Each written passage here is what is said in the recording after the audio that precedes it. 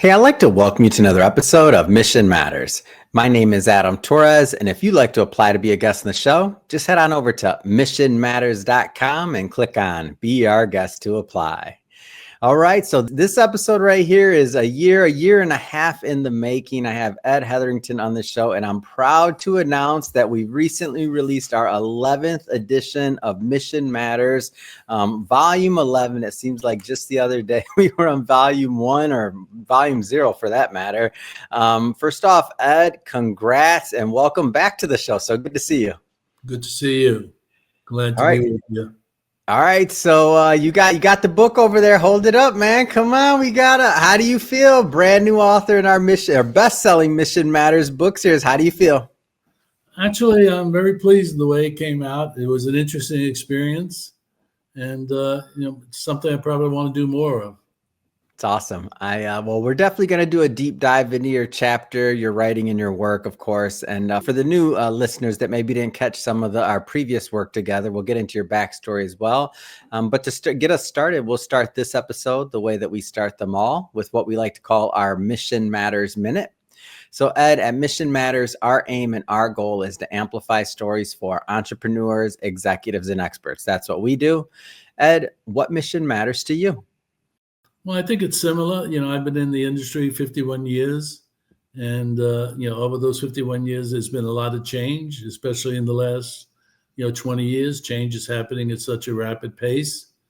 So, I really enjoy comparing to what it was in 1973 as compared to what it is in 2025 and sharing some of those experiences with people that are really just starting their career, in the last 5 or even 10 years. Yeah. It's awesome. Love bringing mission-based individuals on the line to share, why they do what they do, how they're doing it, and really what we can all learn from that so we grow together. So great to have you back on. And for everybody watching that hasn't picked up a copy of the book yet, Ed's actually in 2 different chapters. So we got a bunch to talk about here today. Ed, I want to start with your chapter first off. So make sure I get it right. So when presented with an opportunity, remember the 360 review. Lots of things you could have written about, like talk a little bit more about why you chose this angle. Well, I use 360 review quite a bit when discussing almost anything in business and even in personal life. I kind of relate it to, if you remember in old World War II movies, when you see submariners looking at a screen, a sonar screen, and you see the blip going around the circle, looking for targets in front and side and in the back. And so, one of the things I, talk about a lot is doing a 360 because, as you look at any opportunity, as you look at any problem, you want to make sure you're looking at it from all different angles, so what's in front of you, what's on the side of you, what's behind you. Yeah. So without doing the 360, I think you miss a lot. And sometimes, people just get look at the opportunity for the opportunity's sake and don't really evaluate the risk or the assets that might be needed to deliver on the opportunity. And so it's really just saying, be complete, do the complete due diligence. The next thing I usually say is make sure you ask that next question. And by that, I mean, that next question is usually the question sometimes you don't want to ask because you think it might be the negative that you don't really want. But it's better to ask that next question early on in any process because that will help you make the true evaluation. So, the 360 is an important part of the way I look at things, especially in the business world. Yeah. Take me through like, okay, so I'm watching this podcast for the first time. I'm learning this concept and I'm like, and obviously I want everybody to pick up a copy of the book. We'll have a link in the show notes so you can do that. But take me through what this could look like. And it doesn't have to be a real world example, or it could be, or fictitious, whatever. But like, take me through an example of this is the first time I'm getting introduced to this concept. Now, where do I start? Well, the first thing is, you evaluate the opportunity. And so, you put down the things that you hope to gain if you proceed with this. But then, you got to look at, okay, what's the risk from stopping me for that opportunity to become a reality? And so, you ask questions like, is this scalable? Is it something that's more of a one-time event, or is this something that's repeatable?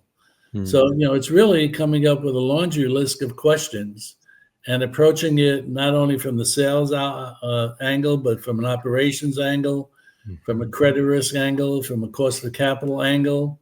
Yeah. So it's really making sure you're asking, the questions that will get you to the right answer. And sometimes the answer is not what you hoped it to be. Yeah. Because it could mean, that you pass on that opportunity, or after the further evaluation, that opportunity really wasn't as good as you thought it would be, or at least the risk outweigh the rewards. It's really a due diligence model, but it's really forcing you to understand what you're getting into, why you're getting into it, maybe even having some stage gates to prove out some of the concepts. But, it's the complete due diligence, which, I think is very important. And my business revolves around credit and risk. So, I don't want to say it's more important, because I think it's important for everybody, but it's a prime importance when you're dealing with credit risk. So speaking about your business, let's go a little bit further into Hetherington Advisors, LLC. Maybe talk a little bit more about your work today. Yeah, so today, I technically retired a few years ago, and found out pretty busy for retiring, man. Well, I found out very quickly my golf game is terrible, and after 50 years, it's not going to get any better. I don't like woodworking. I don't like gardening. So I went back to what I like to do, which is planning and the leasing and financing business, and really just concentrated on strategy, and really pushing change. A lot of times the industry has been accused of not changing, quickly enough. And so, I want to use some of the experiences I had, but also embrace change. So, you would look at somebody, like myself, as somebody who, wouldn't embrace change. But one thing I learned, especially in business, if you don't like change, you're going to like irrelevance even less. So, so I'm a big believer in change, and I think change should come from experience also. So, that's really what, Hetherington Advisors does. And we work with finance companies, we work with manufacturers, we work with dealers, and helping them use financing to help sell equipment, help gain greater customer acceptance of their product, create a stickiness with their customers. And really it comes down to what we call selling payment and not price as being the key principle of using financing to help sell equipment. And what would you say to I like to ask a pay it forward question when I can. So the next group of entrepreneurs that want to get into this business, or in general, that want to get into the equipment side of things and leasing and financing. And I know when you shared some stories about how you originally, on our previous episode, how you originally got started way back when, I think tow truck or something. I'm a little hazy on the exact details, but how would you suggest that somebody new get started nowadays? Well, it's different because, 51 years ago, you typically started in collections, and you really learned the business from collection. Then you might go into credit, where you're actually approving deals, get some operational experience, and then possibly at that point, after 3 to 5 years, you would start to make some decisions, what you wanted your permanent track to be, whether it be operations, sales, marketing. And so that gave us a great benefit, that, today we don't have, because today many people want to start, if not at the vice president level, at least at the vice president level. Yeah. And so they don't gain a lot of that early experience of why things happen. And so, today I would say the same thing, learn as much of the basics of the business. So even if you get into sales early on, learn about credit, learn about operation, learn about documentation, because the more complete person you could be in this world of financing of equipment, the better it's going to be for you, the better it's going to be for your customers, and the better it's going to be for the company that you represent, or in some cases, the company that you own. Yeah, it makes a lot of sense. And I like to think of it as it's interesting that you bring up that VP side of things where people want to start with the marketing titles or otherwise. It's like the apprentice, the concept of apprenticeship. I feel like sometimes that's lost on us nowadays. And the idea that I remember when I started in finance, like, I started in the IRA department. I was filing, I was doing whatever I could do to learn. Right. And so like that's how it was started once upon a time. Now, I guess things are a little bit different, huh? Well, everybody wants to start, and start making money quickly and, and start being the bigger office and, all these things that, really don't mean you're knowledgeable about what you do necessarily. Yeah. And, so I have the greatest appreciation, as, you alluded to how I started. Mm-hmm. And it wasn't tow trucks. It was actually repossessing cars. That's what it was. Repo. Okay. Yeah, I missed it. I had the picture of somebody's car getting taken or something getting taken, but I made that up. Go ahead. And occasionally we did use a tow truck. So there we go. I guess your memory is pretty good, but more often than not, we didn't. But in any event, that's kind of how I got started and, and then made a career out of it. That was more consumer lending.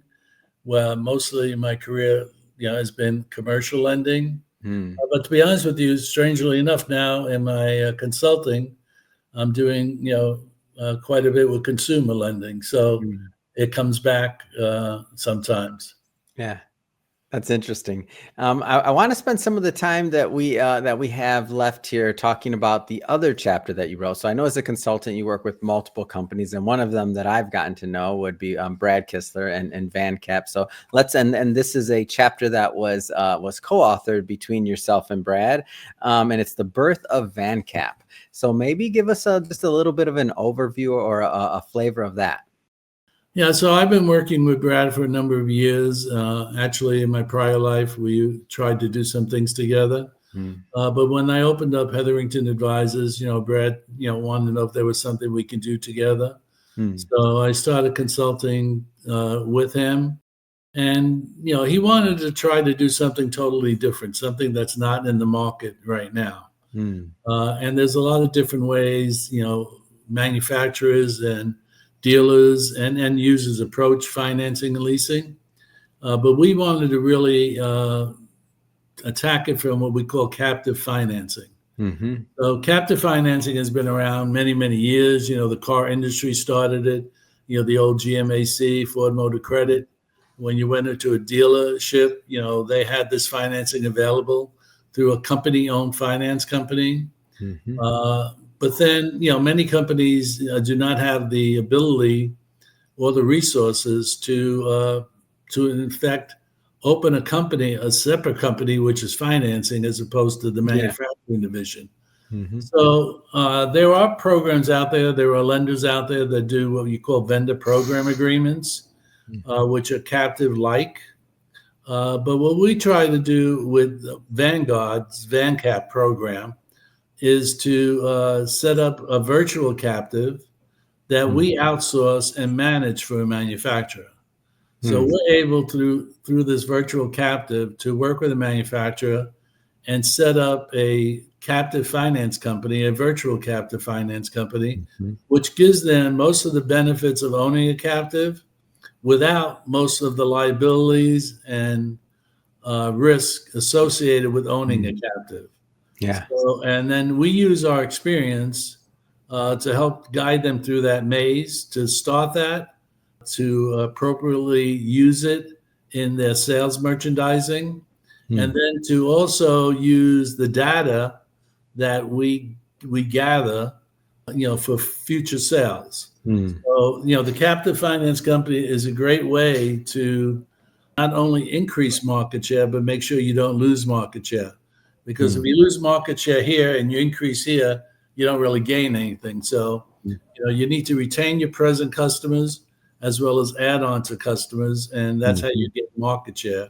And captive financing allows that to be done. It's really going back to what I said a little bit earlier, giving that salesperson who sells equipment a tool which helps them sell payment and not price. It's much easier to say to somebody, you can have this in 48 months for $2,000, or as opposed to give me a check for $75,000 today. So it lets the equipment pay for itself. Hmm. In the industry as a whole, I'm curious, Ed, because you've been doing this a long time. What kind of trends are you following? Like what gets you excited right now in the industry overall for equipment leasing and financing? Well, I think it's really what I would call life cycle management. Hmm. So, as opposed to when I started in the business, it was very transactional. Mm-hmm. Get the deal done, put it away, and that's it. Yeah. Now, especially over the last 20 years, I've been a big proponent of life cycle management. Hmm. And so I believe there's two life cycles. Number one, there's the customer life cycle. Mm-hmm. So if you got a customer today, you finance that customer today, and you kind of think of what's the value of having that customer for the next 20 years. So are they trading in that machine every 3 years? Yeah. And during those periods, what other sources of revenue do they produce? So in many cases, customers will buy parts from you, services from you, sometimes rentals. So there's other areas of revenue that you have once you gain that customer, when you gain that customer through financing. And then you also gain a lot of knowledge about their credit history and how they pay you. And so that makes the second deal, easier to get done. And so then you could track out the life cycle of the customer and what that value is. And then the secondary life cycle, especially on income producing equipment, is you follow that piece of equipment through its life. And some of the equipment has 2 or 3 lives. They get the original buyer who wanted new equipment, but then let's say in 3 or 4 years, that original customer trades it in because he wants new equipment. But there is somebody out there that really just wants used equipment. Yeah. So, now if you track that and you finance that again, you have that value, but then you also have maybe even a higher percentage of incremental revenue from parts and services and things like that, because obviously used equipment would need more parts and service. And so now you have another lifetime value on the equipment. So I think, to answer your question, it's less about the transaction and it's more about life cycles. Yeah.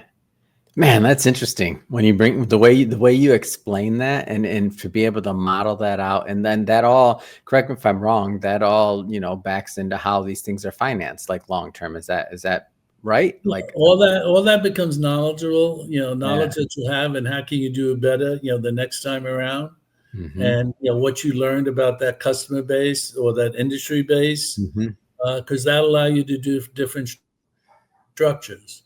So, I mean, some of the simple structures can be, skip payments during the winter months, where equipment might not be used if it's outside. Some other structures is, let's say 90-day deferral on first payment. So that allows a customer to gain access to the equipment, actually produce some sort of product, build that product, collect the money from building that product, from creating that product, collecting that money, and then actually having the money before the first payment is due, so the machine pays for itself day one. Wow. So you let's put 90 days before your first payment. That allows for that to happen. So that's that's really where you're selling payment, not price. One of the things I say all the time is selling equipment is hard and buying equipment is hard. Yeah, I've heard you say that. But financing and selling payment, not price, makes it easier both on the selling side and on the buying side. Yeah. So that's the connectivity you're looking into, and then that creates the life cycle management. Once you help the end user with that solution.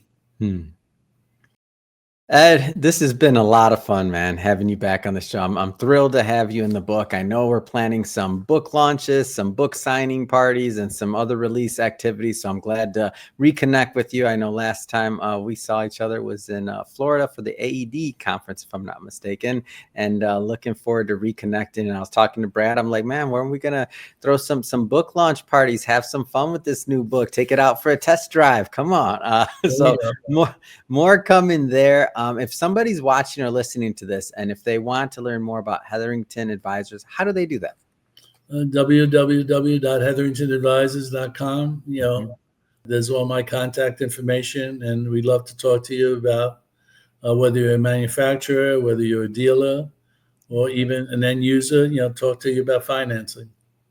Wonderful. And for everybody watching, just so you know, we'll definitely put the links in the show notes so you can just click on the link and head right on over. And speaking of the audience, if this is your first time with Mission Matters and you haven't done it yet, hit that subscribe or follow button. This is a daily show. Each and every day, we're bringing you new content, new ideas, and hopefully new inspiration to help you along the way on your journey as well. And don't forget, grab a copy of the book so you can read all of Ed's writings and also the other authors we have in the book. So grab a copy of the book. The link to that will be in the show notes.